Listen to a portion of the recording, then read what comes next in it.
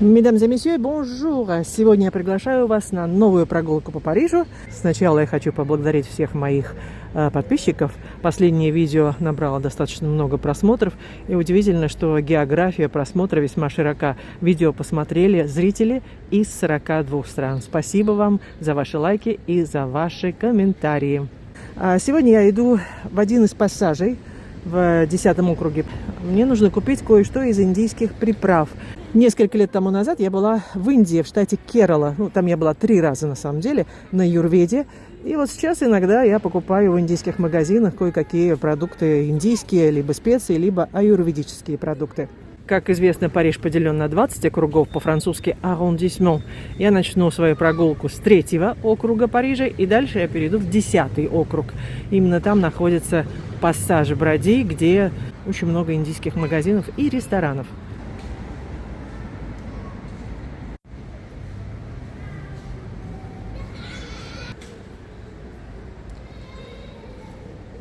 1855 год. Черная, 16 августа. 1855 год. Севастополь, 8 сентября. Севастополь по-русски звучит Севастополь. Сейчас я выйду на Севастопольский бульвар.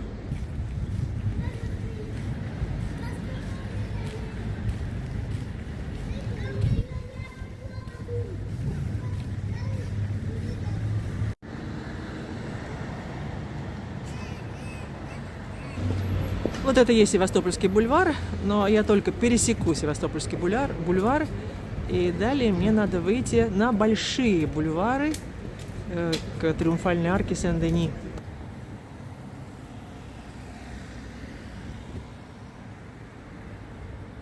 Эта улица называется улица Каира. Ну, почему такие названия? Улицы парижские, очень многие, особенно в этом квартале, названы в честь побед либо Наполеона I, либо Наполеона III.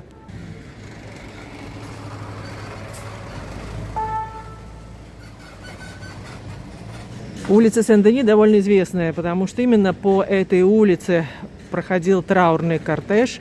Последнее пристанище французских королей – аббатство Сен-Дени. Сейчас это пригород Сен-Дени, когда-то аббатство Сен-Дени.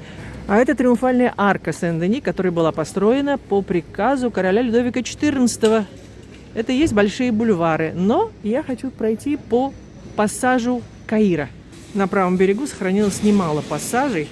Вот это один из пассажей Каира. Но я вижу, что он отреставрирован. Очень многие пассажи в последние годы реставрируют. Если вам интересны экскурсии по Парижу, пишите мне по ссылкам в описании под этим видео.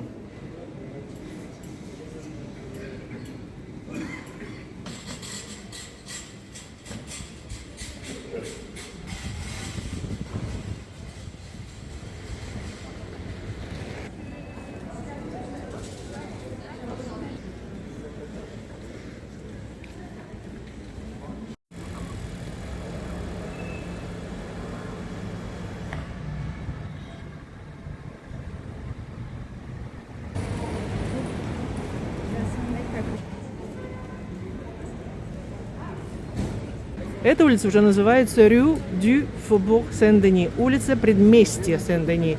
Это 10-й округ. 10-й округ, здесь совсем другая атмосфера, нежели чем на левом берегу, то, что вы видели в предыдущем видео. Вот, давайте посмотрим разный Париж. Здесь на этой улице сохранился старый ресторан стиля Ар-Нуво.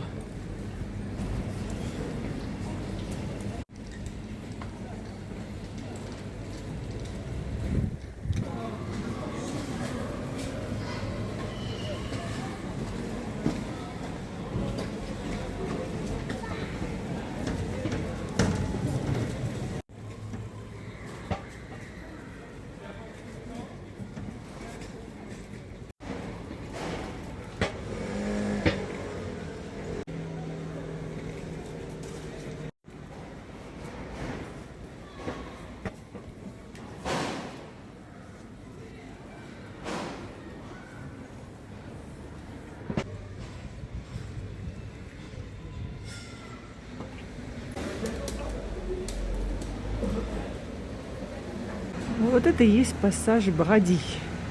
И здесь пахнет Индией.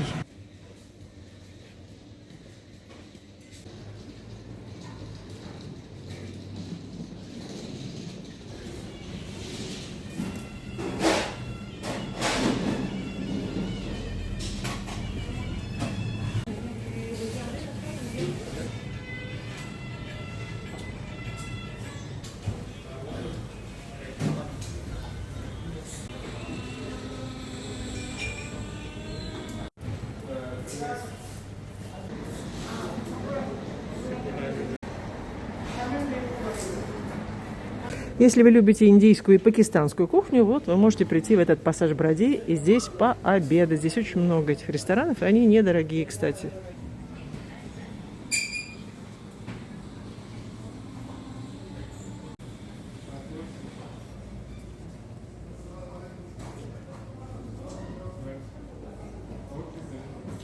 Вот здесь такой большой магазин индийских продуктов. Да, мне и надо.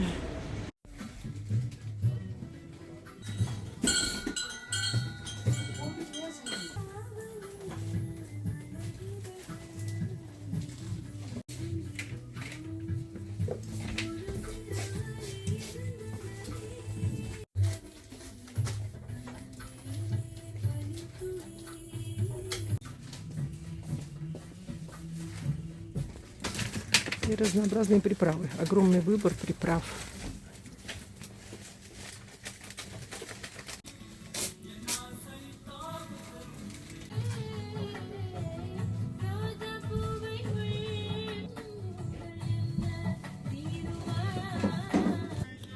И у них очень вкусные самоса. То, что по-французски называется самоса.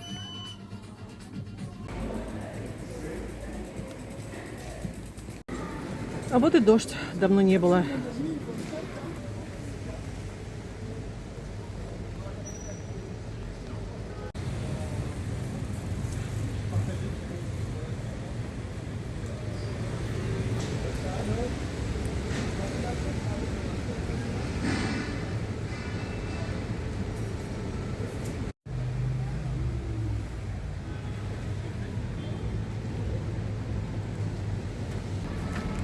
Ну а теперь продолжим нашу прогулку под дождем. Сейчас мы опять во втором округе. Вот эти старые улицы, практически средневековые.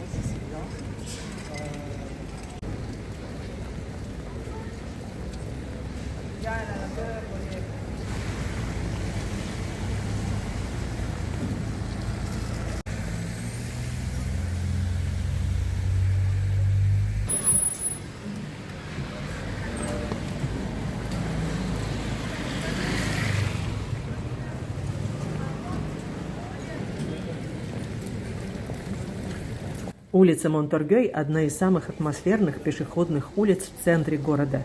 Она находится во втором округе и известна своей живой рыночной атмосферой, ощущением старого Парижа. Улица существует с XIII века, и когда-то это был торговый путь к старым городским воротам. В XIX веке здесь располагались лучшие продуктовые лавки города. Да и сейчас на этой улице множество сырных лавок, булочных, кондитерских, винных баров. Здесь приятно просто погулять, попробовать устрицы, свежую выпечку или французские сыры.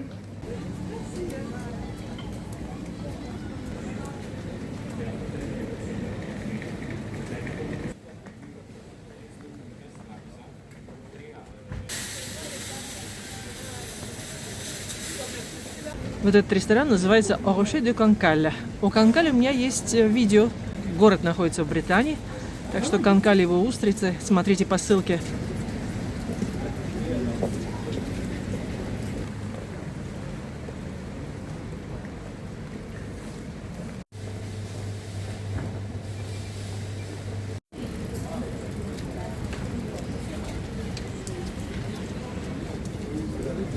Это легендарная парижская кондитерская, которая была основана в 1730 году.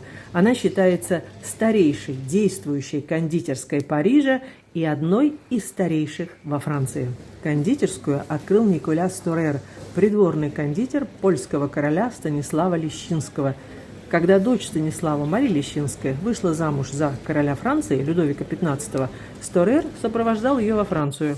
И спустя несколько лет он открыл собственную кондитерскую на улице Монторгюй. И именно Николя Сторер считается создателем знаменитой ромовой бабы.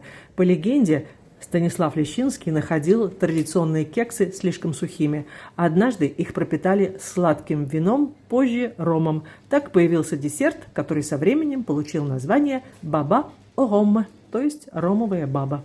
Со временем рецепт усовершенствовали, стали использовать выдержанный ром и ароматный сироп.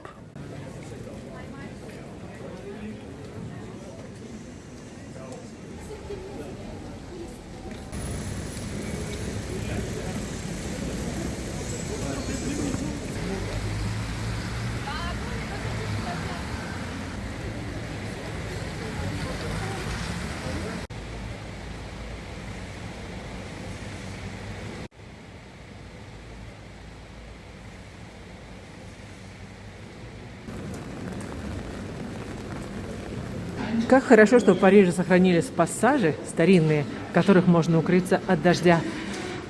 Ну что ж, друзья, закончим нашу прогулку там, где и начинали, на Севастопольском бульваре. Как только будет солнце и хорошая погода, продолжим наши прогулки по Парижу, возможно, по Франции и не только.